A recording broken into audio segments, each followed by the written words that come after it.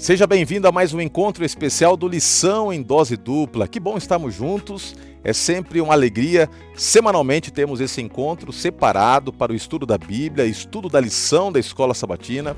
Então, vamos juntos nesta jornada de conhecimento da Palavra de Deus.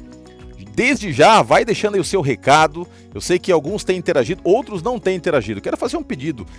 Por favor, escreva aí, vai colocando suas impressões. Quanto mais comentários, mais engajamento.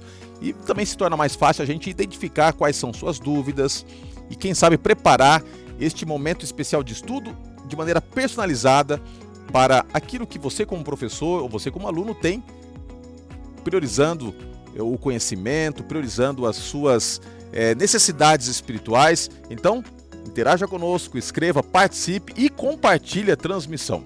É Lição em Dose Dupla e nesta nova série, nesta nova temporada, neste trimestre, estamos estudando a lição que tem por título Vida, Morte e Eternidade. Eu tenho aqui a lição em minhas mãos, uma lição fantástica, escrita por um grande professor de teologia, que foi meu professor, pastor Dr. Albert Tim.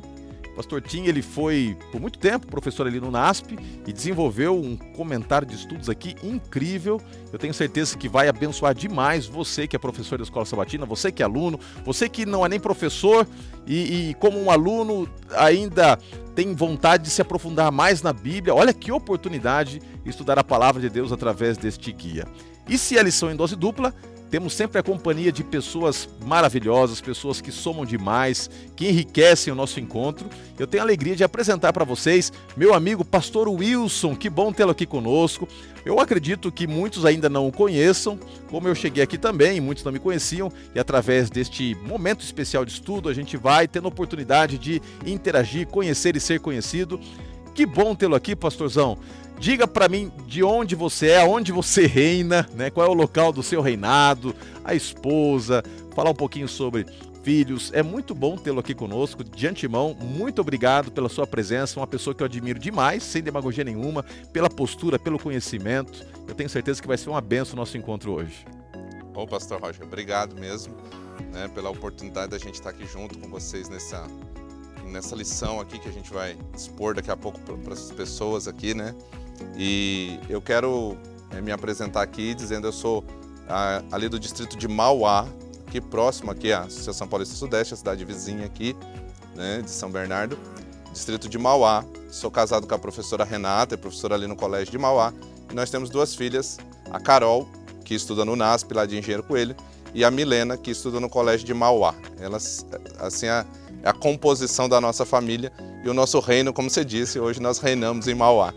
É uma cidade muito gostosa. Para quem não conhece Mauá, fica o convite, viu? Para você, quando quiser conhecer Mauá, fica aqui na região da Grande São Paulo, bem pertinho da Associação Paulista Sudeste. E lá nós temos algumas igrejas, temos histórias, inclusive, falando em histórias, uma das histórias da carta missionária do trimestre passado foi sobre uma igreja ali em Mauá, envolvendo um irmão maravilhoso ali, um engajamento, testemunho de fidelidade a Deus, mesmo em meio a um contexto de adversidade, como Deus o abençoou. Estamos ali trabalhando na construção da igreja de Vila Vitória, né? Vai ser uma bênção ter logo uma igreja ali consolidada, mais uma na cidade de Mauá. Pastor Wilson, nós sempre começamos o nosso estudo aqui com uma oração pedindo a direção de Deus.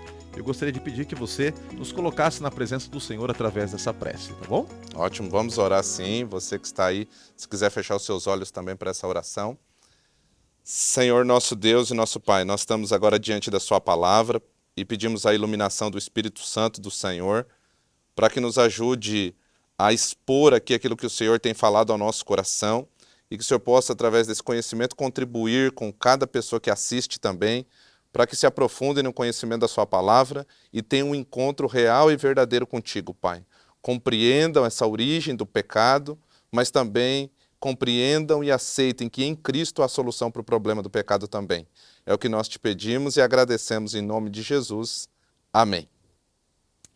Amém. Que bom começar esse estudo na presença de Deus, com a certeza de que Ele estará conosco, que o Espírito Santo estará trabalhando comigo, com o pastor Wilson e também contigo. Um recadinho, tá? Que a gente sempre dá aqui. Você tem um jeito especial de acessar as principais ideias que serão discutidas aqui. É um resumo, uma síntese, que é anexada aí na transmissão, isso mesmo, você pode ver o link de descrição do vídeo, tanto no YouTube quanto no Facebook, e assim, clicando lá, você terá acesso às principais ideias que serão aqui apresentadas. Morte em um mundo de pecado.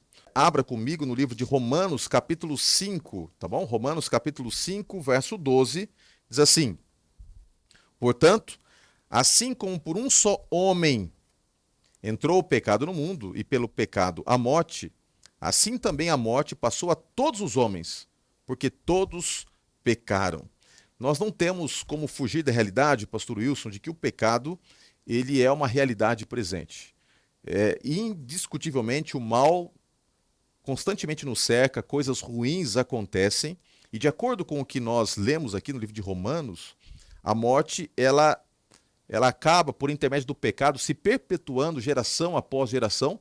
Embora a gente entenda pela Bíblia que não vai ser sempre assim, por ora, ela tem deixado um estrago através de milênios. E essa história não começou apenas com a humanidade. Nós vimos na lição passada que esta história teve um início no céu, quando Lúcifer se rebela contra Deus. Agora, tem algumas nuances interessantes que a introdução da lição já que nos coloca, de que Lúcifer, ele movido pela inveja e ciúme de Jesus, é que ele começa toda essa rebelião. O grande ponto, né, do grande conflito foi a não aceitação por parte de Lúcifer da divindade de Cristo. Este sempre foi um elemento central no grande conflito. A dificuldade que ele tem em entender, em admitir que o filho, assim como o pai, tem a soberania e tem o direito de, como Deus eterno, ter sob suas mãos todas as coisas e atribuições que nenhuma outra criatura tem. Somente Deus é um Deus eterno, a eternidade de Deus, o fato de ser onisciente, onipotente, onipresente e outros atributos divinos que não competem a nenhuma outra criatura, isto nunca foi aceito por Lúcifer. E talvez seja este o ponto que tenha motivado todo o início do grande conflito, e como a lição coloca, mesmo no momento em que ele é expulso, ele tenta machucar a criação na expectativa e na ânsia de receber também graça e perdão. Mas isso não seria possível, né? Por que não seria possível? Porque assim como para nós, como seres humanos, temos um tempo de graça, né, e de misericórdia enquanto estamos vivos, em que podemos nos desvencilhar do pecado e recebemos a salvação em Cristo Jesus, Satanás também recebeu esse tempo de graça, mas ele não cedeu à apreensão. A gente não sabe quanto tempo demorou, né, pastor, entre a rebelião e a expulsão. Mas Satanás teve esse tempo de graça e não faria nenhum sentido ele levar a criatura e também achar que agora tinha direito à mesma graça que seria concedida à humanidade. Pastor Roger, a gente percebe o seguinte, que o pecado, ele torna o ser humano louco, ou os seres que pecam se tornam loucos, né? A gente pode ver isso, porque assim como foi dado tempo de graça para ele ali, e ele não usufruiu desse tempo de graça, mas ele negou, né, toda a graça que foi estendida para ele, quando ele vem pro Éden agora para tentar Adão e Eva ali, surge até na mente dele essa possibilidade, né? Se Deus os matar, vamos dizer assim, pelo pecado que eles cometerem, então eu tenho razão em ter proclamado e comercializado o nome de Deus como um Deus tirano, como diz lá em Ezequiel 28, lá verso 15 em diante, né? Mas se Deus não os matar e der graça, então também vai ter que estender para mim, porque eu também errei, e se eles erram e tem graça, tem que ter para mim. Porém, a graça dele já se encerrou lá. Mas como o pecado deixa o ser que peca totalmente fora de si, ele não raciocina direito, ele não raciocina de forma coerente, vamos dizer assim, então ele tinha também essa expectativa. Mas no final das contas a gente percebe que o que ele queria mesmo é de alguma forma atingir Deus. Ele queria o lugar de Deus, como ele não pôde tomar o lugar de Deus lá, não conseguiu estabelecer o trono dele nas mais altas nuvens, ele caiu, agora ele queria de alguma forma atingir Deus através daquilo que Deus criou, que mais refletia a imagem e semelhança dele, que era o ser humano. De todas as obras criadas de Deus, o ser humano é o que mais refletia a imagem e semelhança divina. Mas, como ele não conseguiu o êxito lá, tentou aqui. Eu vou pegar carona na sua linha argumentativa, e é interessante que você aqui destacou que o pecado, de certa forma, ele deixa a pessoa cega, né? O ser criado por Deus, quando ele se envolve com o pecado, ele vai perdendo a noção da razão, ele vai perdendo conceitos básicos estabelecidos por Deus que nos fazem, né, ser livres e entendemos também que o relacionamento verdadeiro e genuíno só pode acontecer na esfera do amor, e é por isso que entra neste interim atitudes como o desrespeito, a libertinagem, a incompreensão de uma vivência amorosa. E essas bases, né, desreguladas, descalibradas pelo pecado, afetaram Satanás, e a gente percebe que afetaram também os nossos primeiros pais. E uma das coisas talvez mais loucas no pecado é a ideia de que você pode rebelar-se contra Deus, ser inconsequente, sem que isso de alguma forma não venha afetá-lo no futuro. Por isso que Adão e Eva, eles não entenderam que as restrições que foram impostas, ao serem quebradas, elas cobrariam um alto preço. Satanás também não entendeu isso. E veja, se você nunca leu, tá? Aqui fica um convite para você ler o livro A História da Redenção. É impressionante, ali dentro do registro profético, como nos é dado uma visão do aspecto da graça que foi ofertada, oportunizada a Satanás antes mesmo da queda. Ele não foi expulso assim de uma hora para outra. Eu mencionei a semana passada e vou reiterar hoje que ele teve um bom tempo de oportunidade. E perceba, o nível de conhecimento, de interação e de vivência que Satanás tinha com Deus, né, é indiscutível maior do que o que nós temos. Ele via Deus face a face, ele é o anjo cobridor. Então, alguns alegam, ok, mas essa proporcionalidade de tempo não está equilibrada. Olha quanto tempo que Deus oferece para um ser humano, aí 80 anos, às vezes 90 anos.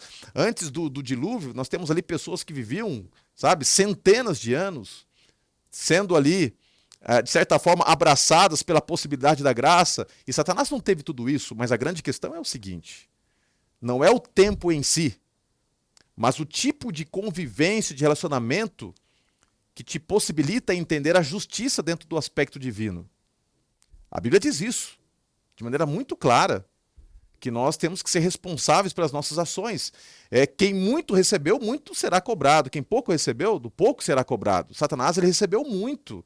Ele recebeu de Deus muito, um privilégio que talvez nem mesmo os outros anjos teve, de estar na presença de Deus, de ser um anjo cobridor, o chefe do coro angelical.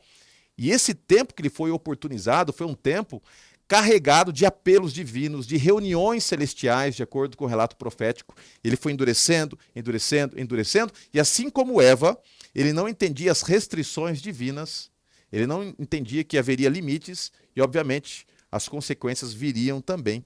E é por isso que ele não poderia receber de maneira alguma uma segunda oportunidade, sendo que ele recebeu no tempo devido a graça que nós também recebemos e que um dia pode nos ser tirada, não concorda comigo, pastor? Em algum momento uma pessoa pode ser privada da graça pelo seu livre-arbítrio. Sim, e a gente percebe que isso pode acontecer, por exemplo, tanto diante da morte, se a pessoa morrer, acabou a oportunidade de graça para ela. Isso pode acontecer ali, vamos dizer, com uma persistência no pecado, a ponto de endurecer o coração de tal forma que ela não ouça mais a voz do Espírito de Deus, não que Deus não queira perdoá-la, mas porque ela se bloqueia para aquilo de tal forma que o pecado passa a ser a regra da vida dela, e pode acontecer também de forma escatológica, né? Como a gente sabe que vai chegar um momento em que a porta da graça vai se fechar e aqueles que estão na prática da justiça continuarão na prática da justiça, mas aqueles que estão imundos no pecado continuarão imundos. Mas, pastor, sabe uma coisa que me chama a atenção aqui, logo no início também aqui da lição? Algo que eu acho que é muito presente hoje no mundo pós-moderno que nós estamos vivendo. A falta de credibilidade na palavra de Deus. A gente percebe que Satanás ele tenta fazer isso. Ele tentou colocar em xeque o caráter de Deus no céu, e aqui na terra ele tenta colocar em xeque a veracidade da palavra de Deus. A gente vê, por exemplo, que tem pessoas que tentam mitologizar a Bíblia, vamos dizer assim, né? Você tem ali Filo de Alexandria, que vai atribuir, por exemplo, o pecado original à sexualidade. A gente tem, por exemplo, mitologias egípcias que vão atribuir a cada elemento do Éden uma divindade lá no Egito. A gente tem, por exemplo, a cabala judaica, que também vai dizer que a serpente começou a se enciumar de Eva e queria ali ter relações com Eva, e até teve, e de lá gerou Caim, né? E essas mentiras que ao longo da história foram criadas a respeito da palavra de Deus, elas hoje, nos últimos dias, começam a tomar corpo de novo e trazer descredibilidade à palavra de Deus. Então a gente percebe o seguinte: Se Gênesis 3, ou melhor, até lá 1, 2 e 3, se aquilo ali for mito mesmo, então tudo que nós estamos fazendo aqui em termos religiosos, espirituais, não faz sentido nenhum. Porque vamos supor que Adão e Eva não tenham existido, queridos. Se Adão e Eva não existiram, então não houve queda. Se não houve queda, então não há pecado. E se não há pecado, não há necessidade de redenção. E logo a encarnação de Cristo, a pessoa de Cristo estar aqui, é algo totalmente sem sentido. E nós, talvez como Paulo diz a respeito da ressurreição, né? Se não há ressurreição, por exemplo, nós somos os mais infelizes seres humanos. Mas a nossa felicidade, ela se baseia na veracidade, principalmente dos 3 primeiros capítulos da Bíblia. Porque ali está a história de um mundo criado perfeito e da entrada do pecado. A partir de Gênesis 4, o que a gente tem é o desdobramento de toda essa introdução. Mas também lá no final, nós temos também a história da redenção, né? Então, eu creio que a veracidade da palavra de Deus é algo realmente que nos chama a atenção nesse tema que nós estamos estudando hoje aqui. Bom, e como eu estava mencionando aqui, e em cima do que você falou, pastor, essa parte inicial do Gênesis, ela é fundamental para a compreensão de toda a estrutura do grande conflito. Existe hoje no campo teológico uma tendência de estabelecer que os primeiros 11 capítulos da Bíblia, eles não são capítulos históricos, né?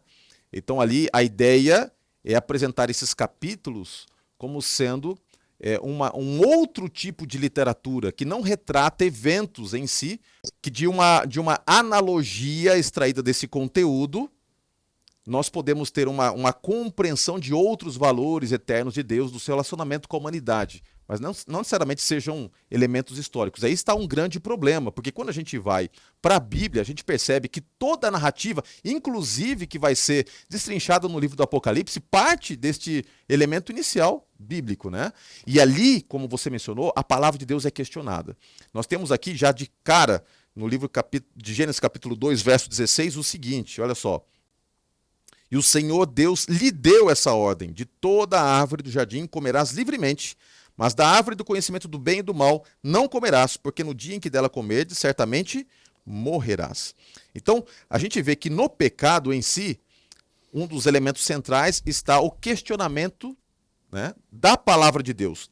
E a lição aqui nos traz 2 pontos principais que aparentemente davam razão a Eva para que ela questionasse. Primeiro ponto, não havia evidência no mundo natural da existência do mal e nem do pecado. Então ela vivia num ambiente totalmente perfeito. Então, obviamente que ao estar num ambiente perfeito, quando alguém vem e apresenta para você a possibilidade daquilo que é inimaginável, você tende a desconsiderar isso ou, no mínimo, colocar isso sobre suspeição. Certo?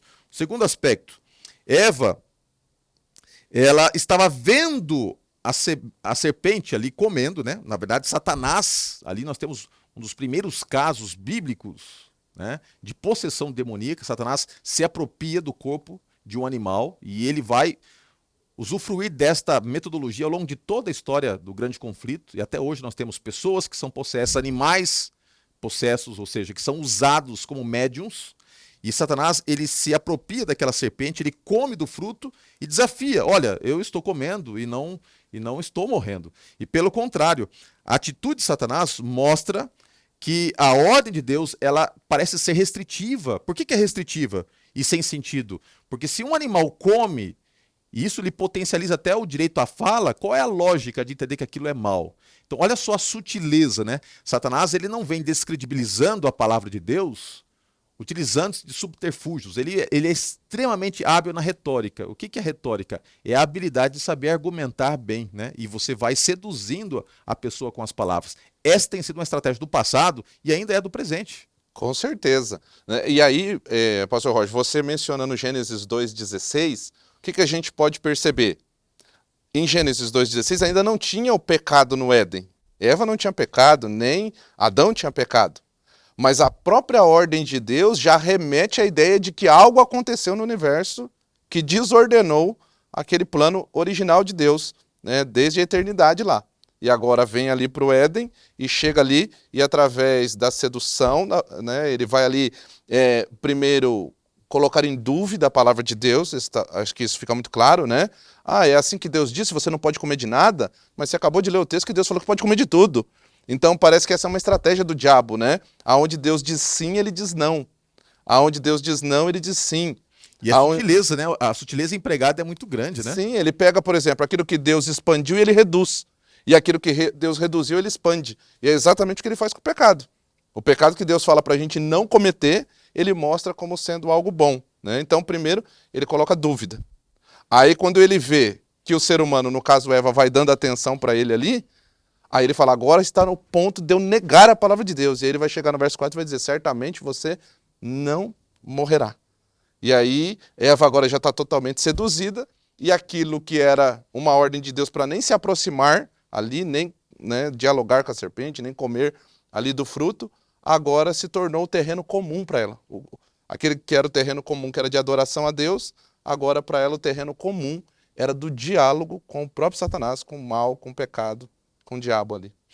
E é importante o que você estava comentando, porque nessa arquitetura dessa estratégia retórica diabólica, a gente percebe que algumas bases elas vão sendo minadas.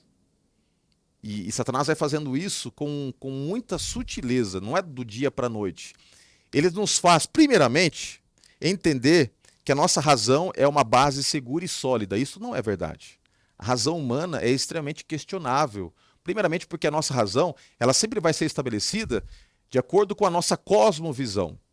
E o que é cosmovisão? A ideia que você tem de Deus, do divino, a ideia que você tem do homem, quem ele é, como ele está posicionado no universo, e a própria ideia que ele tem do ambiente que o cerca. Em síntese, a visão de Deus, a visão do homem e a visão do mundo vai constituir a cosmovisão. E justamente pelo pecado, a nossa cosmovisão é distorcida, porque nós temos uma compreensão equivocada sobre Deus. E essa compreensão equivocada sobre Deus vai afetar uma visão equivocada sobre nós mesmos. Quem sou? Então, se eu não entendo quem Deus é, eu não consigo entender exatamente quem eu sou como um ser criado. Isso vai também criar uma enorme dificuldade em termos de posicionamento. Como é que eu me relaciono com a estrutura criada, né? com os elementos criados por Deus? E é por isso que, quando nós queremos pautar a nossa vida pela razão, né? A lógica pura, que é a base do existencialismo, do humanismo, do iluminismo, que vem lá desde a Revolução Francesa, onde a Bíblia é descartada, a palavra do Senhor é descartada, e aquilo que eu acho, aquilo que eu penso, aquilo que a razão aponta se torna a base, isso é colocado como parâmetro central. Só que, e se esse parâmetro estiver carcomido, corroído, por ser frágil em si mesmo? Né? Segundo ponto, uma vez que ele trabalha de certa forma, impulsionando a confiar na razão, ele, por outro lado, também faz com que a palavra de Deus, na mesma medida, pareça extremamente ilógica. Né? Não faz sentido. E tem coisas que Deus pede que nós façamos que aparentemente são ilógicas. Veja bem, Deus chega assim para Eliseu e diz assim, Eliseu, no momento em que o machado tinha afundado, pega aí um pedaço de madeira e joga na água. E qual é a lógica disso? Como é que isso vai fazer com que o machado flutue? Deus diz assim, olha, construa um grande barco que eu vou aqui salvar, preservar parte da humanidade e de todo o ecossistema através dessa metodologia. Qual a lógica disso? Qual a lógica quando Deus diz assim, olha, Moisés, marche sobre o mar, né? E qual a lógica? Como é que eu vou caminhar sobre a água? Então, muitas vezes a palavra de Deus ela é ilógica na perspectiva humana, porque Deus não precisa dos nossos parâmetros naturais para implementar os seus intentos. E tem uma terceira coisa que é colocada em xeque, é de que as coisas que não são erradas em si mesmas, muitas vezes são usadas como uma estratégia do inimigo para fisgar, né? Então Deus, você vê, por exemplo, que Deus, usando um exemplo aqui bem aleatório, mas Deus diz assim, olha, que nós devemos ser fiéis no tocante à observância do sábado. E alguém diz assim, mas ok, é bom descansar, mas por que tem que ser no sábado? Por que não pode ser no domingo? Aí Deus diz o seguinte, que o nosso corpo é o templo do Espírito Santo. Por que eu tenho que me privar de algo que eu gosto, se isso não me traz nenhum tipo de morte, né? Então você tem um senso muito curto de percepção da vida e do impacto da desobediência e coisas que aparentemente são boas e não são más em si mesmas, num contexto errado pode trazer morte, que é o caso do fruto. O fruto não é errado em si mesmo, você se alimentar não é errado, mas se alimentar daquela árvore, daquele fruto, aí seria mortal. Com certeza. E a gente percebe aqui, ó, por exemplo, em Gênesis capítulo 3, a partir do verso 6, que toda tentação, pastor, ela apresenta-se de forma bonita, agradável e promissora. A gente vê aqui, ó, por exemplo, Gênesis 3,6 diz assim: vendo a mulher que a árvore era boa para se comer, agradável aos olhos e desejável para dar entendimento, tomou do fruto e comeu e deu ao marido e ele comeu. Mas aqui agora vai começar a desencadear as consequências do pecado. E as consequências do pecado, elas atingem exatamente a questão dos relacionamentos. Isso aqui é muito importante. A gente vê aqui os relacionamentos sendo atingidos. Primeiro, o relacionamento do homem, do ser humano, com Deus. Depois, o ser humano com ele mesmo. O ser humano com seu semelhante. O ser humano com o meio ambiente. Gênesis 3 está destacando tudo isso para a gente. A gente vê que o ser humano peca, se esconde de Deus. O ser humano peca, sente-se culpado. O ser humano peca, acusa o outro. O ser humano peca e cardos e espinhos começam a brotar do solo, o suor, a dor, agora vem como consequência, né? Então, nunca compensa, por mais lógica que pareça a proposta do diabo e ilógica a proposta de Deus, a gente precisa entender que Deus é maior do que nós. Ele conhece as coisas que nós não conhecemos. Ele sabe o fim desde o princípio. Por isso que, por mais que nós não consigamos ter todas as respostas, e às vezes principalmente os jovens, eles querem ter respostas para as coisas ali, por mais que a gente não tenha todas as respostas, o assim diz o Senhor ainda é mais seguro do que a proposta da serpente. Olha que interessante, né? O certo sempre é certo, por mais errado que pareça. E o errado sempre é errado, por mais certo que pareça. Existe algo de essencial naquilo que é certo e naquilo que é errado. E aquilo que estabelece o que é certo e o que é errado é a palavra de Deus. Está entendendo? Olha só, quem vai determinar o que é certo e o que é errado na nossa vivência? E você pode colocar o que é certo e errado nas múltiplas esferas. Tanto nas esferas relacionais, conjugais, nas esferas paternais, nas esferas de cuidado com a natureza, de cuidado consigo mesmo, com o corpo. Ou seja, na interação que nós temos com o ambiente que nos cerca, sempre haverá o certo e o errado. Mas quem determina isso? E algumas pessoas questionam assim, pastor, mas por que é certo? Por que é errado? Não sou eu que determino isso. Quem determina isso é a palavra de Deus.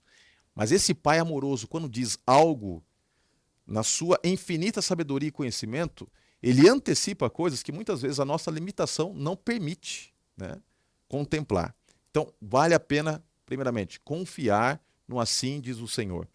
E tem um outro ponto, você abordou também a questão de que o pecado, em última instância, sempre vai destruir a questão dos relacionamentos. E é verdade, sendo bem prático. Você que é professor, que acompanha seus alunos de perto, talvez já tenha vivenciado essa situação de ver alguém sofrendo com relacionamentos destruídos, porque talvez a pessoa não calculou bem o estrago que o pecado traria, né?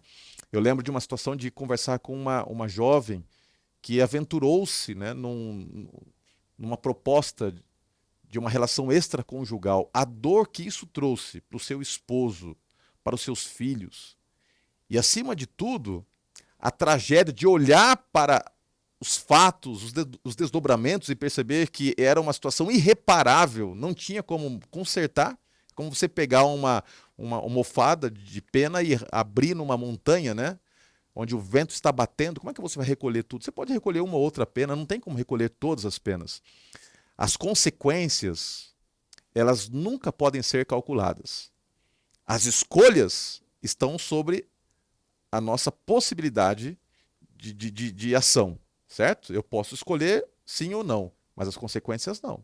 E é por isso que, quando a gente olha para a estratégia do diabo, ele vai sempre fazer com que a gente minimize as escolhas, entendendo que isso não gerará consequências, e tenta minimizar as consequências, dando a ideia de que elas são administráveis. Isso não é verdade.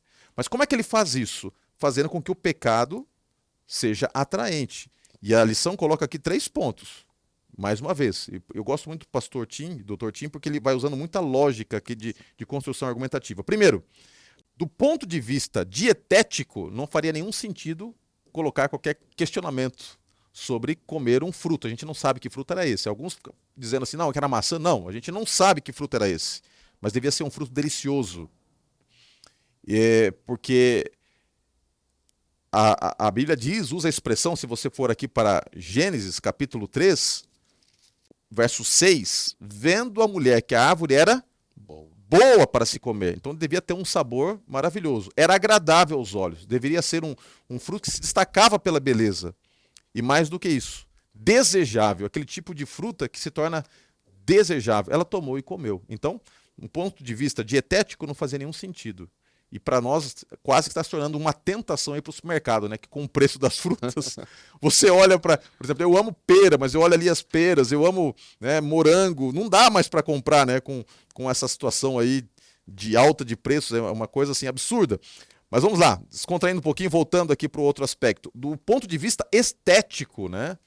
Porque era agradável. E do ponto de vista lógico, era desejável. Então ele usa a parte estética, o pecado sempre parece mais bonito do que ele sempre parece mais interessante do que ele é, e sempre traz esse senso de alucinação. Parece que quando a pessoa não comete, ela não sossega. E a gente percebe, pastor, quando João vai escrever a primeira carta dele, no capítulo 2, ele vai exatamente trazer à tona, ou classificar de maneira mais teológica, o que está acontecendo aqui.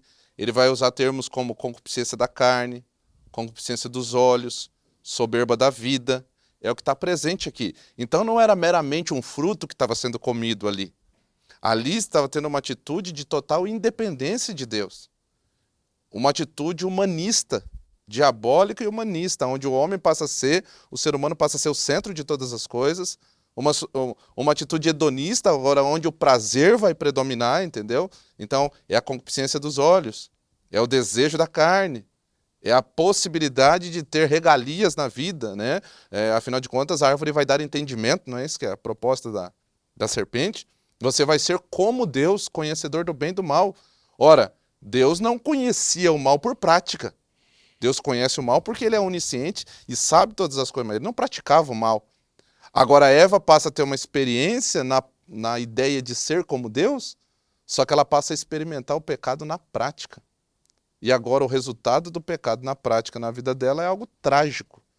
Eu fico imaginando posteriormente, quando eles estão agora fora do Éden, e ela tem que lidar com Caim, ela tem que lidar com Abel, ela tem que contar para os filhos o que aconteceu ali, entende? E ela vai começar a ver na vida dos próprios filhos a consequência dos seus pecados ali, e acho que nesse momento ela deve olhar para trás e dizer assim, por que que eu fui tocar naquele fruto? Por que que eu fui comer aquele fruto?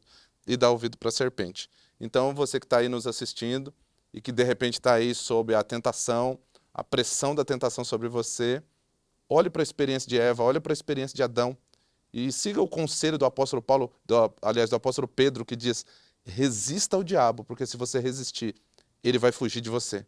Porque se você não resistir ao diabo para fugir de você, você vai fugir de Deus diante do pecado. Olha, essa colocação sua é muito profunda, né? Ou a gente resiste o pecado e Satanás foge de nós, ou nós cedemos ao pecado e fugiremos de Deus. Olha que contraste, né? Um contraste bem estabelecido aqui. O pecado, ele trabalha em nós a concupiscência. A palavra concupiscência, que é usada na Bíblia algumas vezes, inclusive Paulo usa esta palavra mais comumente que outros autores, a palavra concupiscência, ela significa desejo incontrolável. Depois que a humanidade cedeu ao pecado, nós temos o desejo incontrolável do pecado em nós, que aflora em múltiplas vertentes, né? Tem pessoas que têm o desejo incontrolável por bebidas alcoólicas, tem pessoas que têm desejo incontrolável por pornografia, tem pessoas que têm o desejo incontrolável de falar mal dos outros, tem pessoas que têm o desejo incontrolável de trocar a verdade por mentira. Ou seja, cada um de nós tem fraquezas morais, nas quais o pecado encontra elementos centrais e, como sendo um desejo incontrolável, vai trabalhar. Isso traz muita destruição, relacionamentos são afetados, a autoestima da pessoa é destruída, há o afastamento de Deus.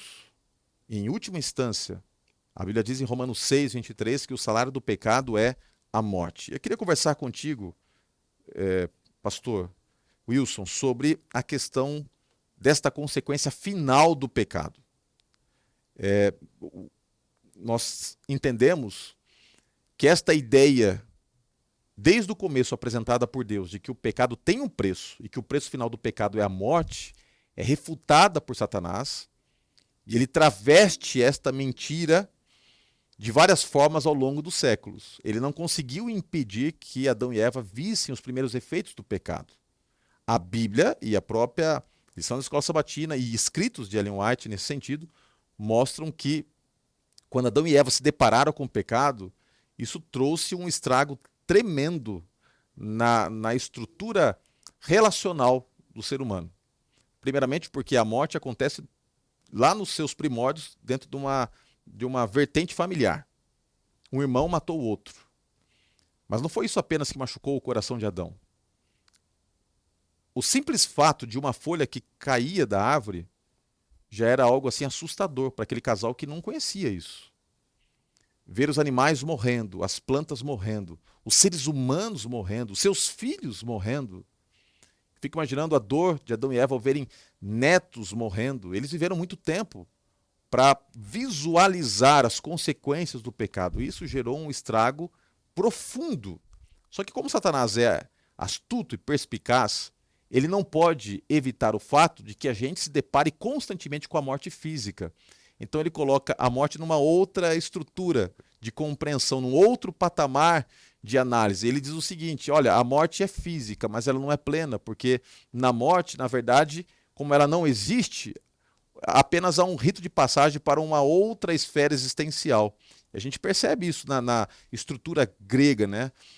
Platão se utilizou da morte de maneira equivocada, Sócrates, Agostinho, grandes teólogos, né, inclusive da igreja, não só filósofos, mas teólogos embebecidos, né, com esta estrutura helenista, né, grega, nessa compreensão de que a morte nada mais é do que experimentar a vida numa outra dimensão. Isso tudo vai contra o que a Bíblia diz. Porque qual seria, aí a pergunta que eu quero deixar, qual seria a grande vantagem de Satanás insistir nessa mentira? Eu creio que na mente de Satanás talvez funcione da seguinte maneira a situação. Eu preciso de alguma forma convencer as pessoas de que Deus está errado e que eu estou certo. Então ele começa lá com Eva, é certo que não morrereis. E de certa forma, Adão e Eva realmente não morreram naquele dia. Porque Deus disse, no dia em que dela comerdes, certamente morrereis. Eles comeram e não morreram no dia. Mas a gente tem duas esferas de morte aqui que precisam ser entendidas. Primeiro, a morte temporal. E a segunda, a morte eterna. O que Deus disse para Adão e Eva que aconteceria é que se eles comessem do fruto, eles teriam morte eterna, ok? Eles teriam morte eterna. Contudo, o que a gente percebe ali? Adão e Eva não morrem ali, nem fisicamente e nem eternamente. Mas um cordeiro é morto naquele dia ali, simbolizando a morte eterna do Cordeiro de Deus que tira o pecado do mundo, que aconteceria no Calvário. Só que hoje ele veio com essa filosofia. Essa filosofia da morte, ela tomou conta, igual você falou, através da filosofia egípcia, filosofia grega, vem essa ideia de dicotomia do ser humano, que o ser humano é compartimentado, é corpo, alma, espírito, a alma é uma partícula divina, é a parte boa, eterna, etérea, imortal, enquanto o corpo é mortal. E aí a gente vê filmes, novelas, séries, púlpitos de igreja, e agora, como o pastor Tim traz aqui, até a ciência nos Estados Unidos agora, provando que existe possibilidade de comunicação com o mundo dos mortos. E todas essas propostas, elas têm um pano de fundo que é o quê? Levar o ser humano a se conformar ali, né, com essa dor, uma resposta imediata para a dor, vamos dizer assim. Porque se você é cristão e o seu familiar morreu, já está no seio de Abraão, está no paraíso, está na glória. Ora, parece que até morrer é melhor do que viver. Porque se você morre aqui já vai para a glória, né? Era bom que os cristãos desejariam todos ser exterminados, então, né? Aí você vai, por exemplo, para o mundo mais espiritualista e você tem a reencarnação, você tem a transmigração da alma, agora a própria ciência aqui, através dessas pessoas pós-materiais, onde você cria diálogo ali com as pessoas que morrem. Então é como se a morte, na verdade, não fosse a morte. Ela fosse apenas uma mudança de estágio, né? Só que isso contradiz totalmente a palavra de Deus. Porque na Bíblia, primeiro, o ser humano não tem alma, ele é alma e essa alma é mortal por conta do pecado. E que o problema da morte só pode ser resolvido com ressurreição. Não tem como resolver o problema da morte com pós-morte agora e continuar uma vida numa outra esfera. Não é isso que a Bíblia nos ensina. Mas eu creio que esta questão é um dos grandes temas de engano de Satanás nos últimos dias para seduzir a humanidade, para adorá-lo e abandonar Deus. Acho que em síntese daquilo que você apresentou, seria o fato de que ao fazer com que eu me acredite que ele não morre, na verdade ele apenas passa a viver de um jeito diferente, ele coloca uma expectativa posterior a essa existência que nós temos de um caminhar com Deus.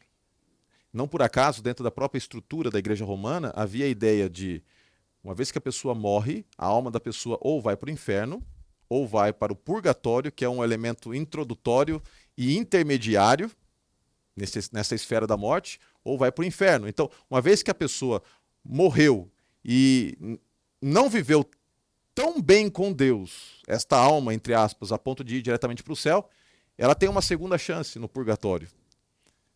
Há toda uma estrutura estabelecida pelo próprio dispensacionalismo, que coloca até mesmo após a volta de Cristo uma segunda possibilidade.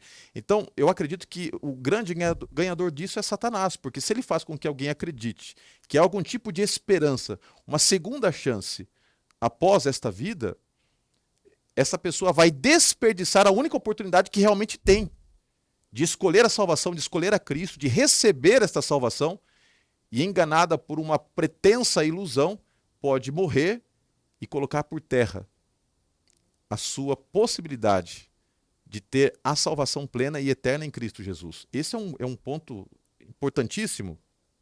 Além do que, eu entendo que esta própria introdução e assimilação deste conceito dualista da existência humana, oriunda, né, de toda a estrutura helenista, grega, filosófica, e que adentrou ao cristianismo, faz com que algumas pessoas tentem distorcer o próprio texto bíblico. Sim. Tem pessoas que pegam lá, por exemplo, Filipenses 1:23, quando Paulo diz, olha, para mim é melhor partir e estar com Cristo. É o seguinte, olha, Paulo está ensinando aqui que ele queria morrer logo para a alma dele subir e estar com Jesus. Só que não é isto que a Bíblia ensina. Quando você lê o próprio contexto do capítulo 1, capítulo 2, ele está dizendo que este partir está mais atrelado ao fato de que ele tem a segurança de que se partisse, estaria salvo em Cristo Jesus. Ah, mas ele não está dizendo que quando parte já vai direto estar com Cristo? Não.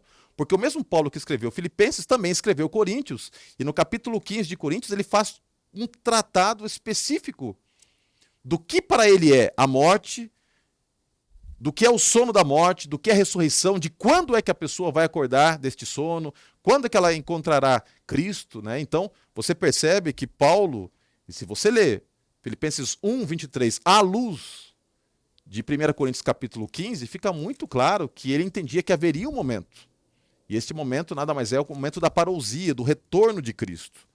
Então, para mim não há dúvidas que o grande vitorioso nesta distorção da compreensão da morte é Satanás. Porque é uma distorção que está presente no mundo pagão, no mundo ateu, no mundo, infelizmente, evangélico, no mundo cristão romano.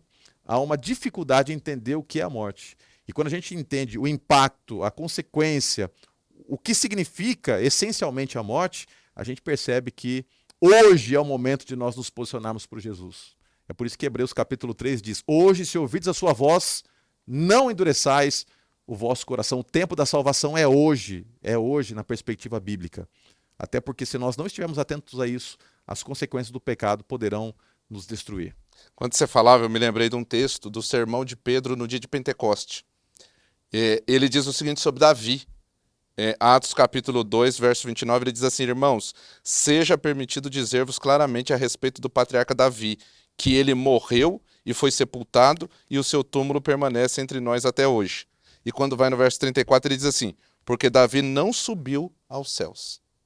E aqui é um testemunho claro da Bíblia, de que quando a pessoa morre, ela permanece na sepultura. Ela deixa de existir temporariamente até o dia da ressurreição. Legal, que bom que você está conosco participando. Que gostoso é estudar a Bíblia, né? Nós estamos já chegando na parte final do Lição em Dose Dupla. E que tema incrível, que tema fantástico. Como está sendo gostoso aqui conversar com o pastor Wilson. Com certeza, conversar também contigo, mesmo à distância. Vai escrevendo aí, colocando as suas impressões. Diga de onde você está escrevendo, de onde você está assistindo. E nesta parte final, nós vamos analisar aqui as consequências do pecado. Agora, de maneira mais específica, a gente sabe que a última consequência é a morte, mas o Guia de Estudos diz que a queda de Adão e Eva deixaram consequências trágicas em 4 esferas. Primeiro, de uma esfera teológica, nós somos acometidos da teofobia, né? O medo de Deus. A reação inicial do pecado foi fazer com que Adão e Eva fugissem de Deus. E a gente percebe isso no nosso ambiente de convivência, ainda hoje. As pessoas são convidadas a participarem de shows, de eventos, de prazeres mundanos, as pessoas se sentem atraídas. Mas, por outro lado, muitas pessoas têm medo de Deus, não gostam de falar de Deus, não gostam de pensar sobre Deus, não gostam de ouvir a voz de Deus. A teofobia se tornou algo inerente na natureza humana. Segundo aspecto, dentro de uma avaliação psicossocial, nós vivemos agora uma crise relacional, porque assim que eles fogem de Deus e são confrontados, começam a se acusar. E Adão diz assim, olha, Senhor, a culpa não é minha, foi a mulher que o Senhor me deu. E essa desavença familiar primordial, ela se estende até os nossos dias. A gente percebe ainda hoje muitas desavenças proporcionadas pelo pecado nesta ruptura dos relacionamentos. Um terceiro aspecto é o aspecto físico, porque o pecado impreterivelmente afetou a nossa estrutura. Nós envelhecemos, nós sentimos dor, nós temos que conviver com doenças. Lá no contexto original do capítulo 3, quando Deus ele vai lançar a maldição sobre o pecado e apresentar as consequências, ele diz o seguinte, olha Eva, agora você vai sentir dor quando você for dar à luz. Ou seja, vocês mulheres passarão pela dor. Vocês homens terão que suar, demandando aqui sacrifício, sofrimento existencial que nós sentimos na pele. Vocês, por fim, vão morrer, porque tu és pó e ao pó tornarás. Então, o corpo humano, a estrutura física é afetada. Do ponto de vista também ecológico, nós temos ali uma consequência muito visível. A natureza foi desfigurada. Embora o mundo apresente cenários paradisíacos, que nos tiram realmente a respiração de tão belos, eu tendo aqui a pensar de que a natureza que nós conhecemos é extremamente desfigurada, uma pálida imagem do que foi o mundo, no momento em que ele saiu das mãos de Deus, né? Criado pelo poder da palavra do Senhor. Tudo isso nos faz ver que o pecado não compensa. Eu apresentei tudo isso, pastor, porque quando a gente olha para o que o pecado faz, no que diz respeito ao nosso relacionamento com Deus, nosso relacionamento com o próximo, na esfera vertical, a esfera horizontal, o que ele faz conosco mesmo, na parte física, e também com o próprio meio ambiente que nos tornou hostil, qual a lógica do pecado? Mas mesmo assim, ele é desejável. É uma coisa doida, né? Este paralexo, esse antagonismo, algo que é tão repulsivo, né? Porque, de certa forma, a lição coloca, né? De que nós temos repulsa pela ideia do pecado, mas ao mesmo tempo nos tornamos atraídos a ele. É muito complexo como é que acontece um negócio desse. É como se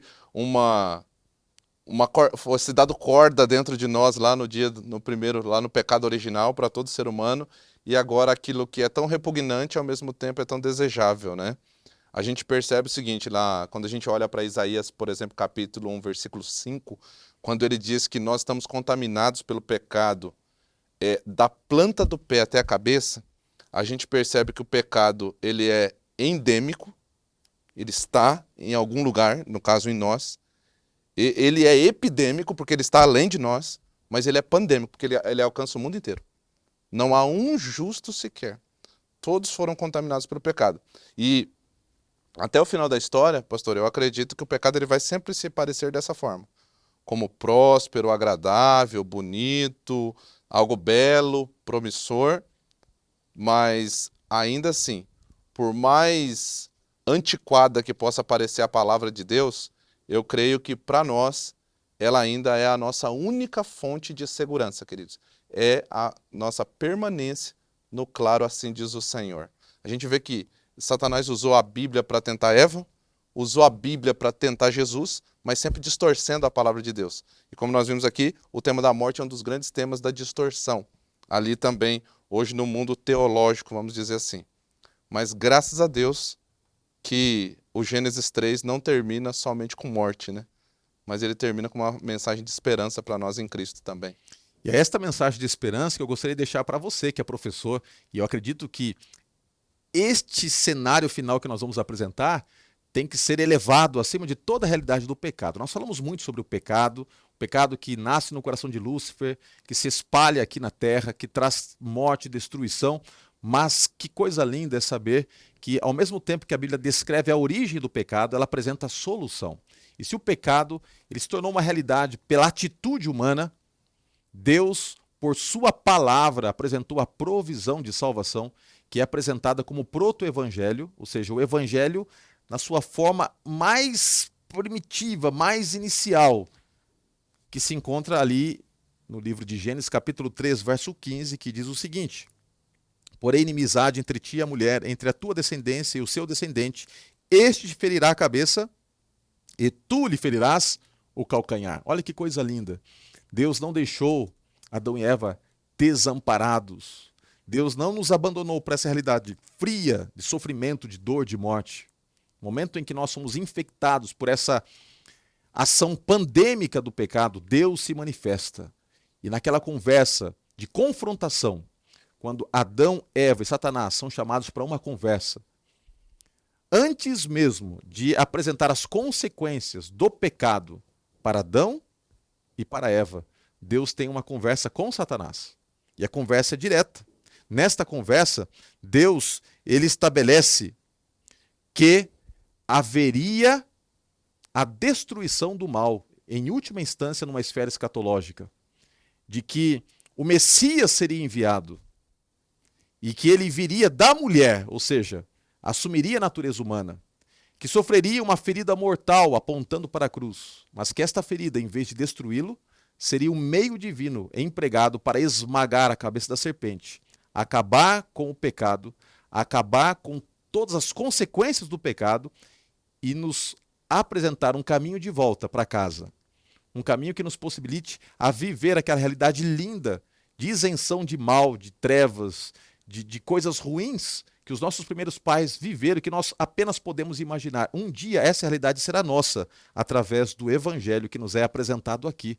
E este evangelho que é consumado e materializado lá em Mateus 27, quando Cristo clama em alta voz: Eli, Eli, lama sabactani, Deus meu, por que me desamparastes? E ele suspira, entrega a sua vida, e naquele momento o preço foi pago. E o sangue de Cristo nos redimiu de todos os nossos pecados. Deus usou um sacrifício para ilustrar toda essa realidade. Esse sacrifício que foi realizado de maneira inicial pelo próprio Adão. Né? Adão teve que matar aquele animal. Deus faz as vestes para Adão. Mas a morte, pela revelação profética, vem do próprio Adão, que mata o cordeiro, para que ele entendesse que o seu pecado teria um preço e que o pecado dele, de toda a humanidade, tiraria a vida do verdadeiro cordeiro. Mas ao mesmo tempo que o pecado mata o cordeiro, através dessa morte, Deus nos oferece as vestes, que apontam para a sua justiça. Eu acho interessante quando começa lá o verso 15, diz assim: porém, inimizade. Essa palavra porém, no hebraico, é a mesma palavra para o nome do terceiro filho de Adão e Eva, que é o Sete. Sete significa colocar, pôr. Então, quando Eva teve, por exemplo, o primeiro filho dela ali, depois do contexto de pecado, ela achou que ele fosse o prometido aqui. Mas não era, era Caim, muito distante dessa promessa. E quando nasce o Sete, depois da morte de Abel, eles pegam e colocam exatamente este nome no filho, Porém. E é exatamente da descendência de Sete que a gente vai ver que vai vir aqueles que vão invocar o nome do Senhor. E dos setitas vão vir os semitas, dos semitas virá ali a família de Abraão, da família de Abraão ali agora vai vir o Messias, prometido para nós. Né? Então a gente percebe o seguinte, pastor, depois de uma narrativa aqui de Gênesis 3, tão trágica, depois de um mundo perfeito, uma narrativa trágica, a gente termina com uma mensagem de esperança tremenda. Deus mostrando para nós que a segurança no presente, porque ali ele deu segurança para Adão e Eva, e a esperança para o futuro, porque o descendente da mulher viria para esmagar a cabeça da serpente. E ele veio e ele venceu a morte. Lá no Apocalipse, Jesus se revela para a última geração de crentes desse mundo, dizendo o seguinte, que ele vive, esteve morto, mas está vivo pelos séculos dos séculos. E ele tem as chaves da morte e do inferno, e ele pode nos libertar de lá, pela graça maravilhosa dele. Que coisa linda, foi bom demais estudarmos juntos. Eu espero que esta mensagem de esperança esteja para sempre cravada no seu coração e que Deus te use de maneira poderosa para compartilhar isso. Se você é aluno da Escola Sabatina, com os teus amigos na igreja, os teus amigos aí no seu convívio social fora da igreja, você que é professor, na sua ministração agora, ao transmitir o conteúdo da lição, você que é diretor, de uma maneira mais ampla, podendo mobilizar a igreja através da Escola Sabatina para exaltar a cruz de Cristo e esta mensagem essencial do Evangelho. E para todos nós, como cristãos, que possamos entender que por mais que as cenas que nos cercam sejam cenas desafiadoras, difíceis, de dor, de morte, nós podemos terminar sempre a nossa maneira de pensar, de enxergar o mundo, olhando para a promessa de Deus. O Cordeiro viria, o Messias conosco estaria, o pecado que tanto nos machuca será um dia, por fim, completamente eliminado. E desta esperança nós vamos aprender mais nos próximos estudos. Que Deus esteja contigo, muito obrigado pela sua companhia. Nós vamos orar pedindo a presença de Deus conosco, não apenas neste momento de estudo, mas que ela continue, né, nos cercando em cada momento da nossa vida. E de antemão, pastor, muito obrigado pela sua presença. Foi muito bom, foi uma delícia aqui termos tirado esse tempo para conversarmos sobre a palavra de Deus. Já fica o convite para voltar mais vezes, tá bom? Você com certeza enriqueceu demais aqui o nosso bate-papo sobre este tema teológico. Oremos. Senhor Deus, muito obrigado pela oportunidade que tivemos de aprender mais da Tua palavra. Que Teu Espírito esteja em nós e que possamos, através da ação contínua do Espírito Santo, apreciarmos a cruz, entendermos que o pecado não compensa e nos posicionarmos sempre ao Teu lado. Oramos em nome do nosso amado e Salvador, Cristo Jesus, que morreu por nós na cruz. Amém. Amém. Até mais, até o nosso próximo encontro.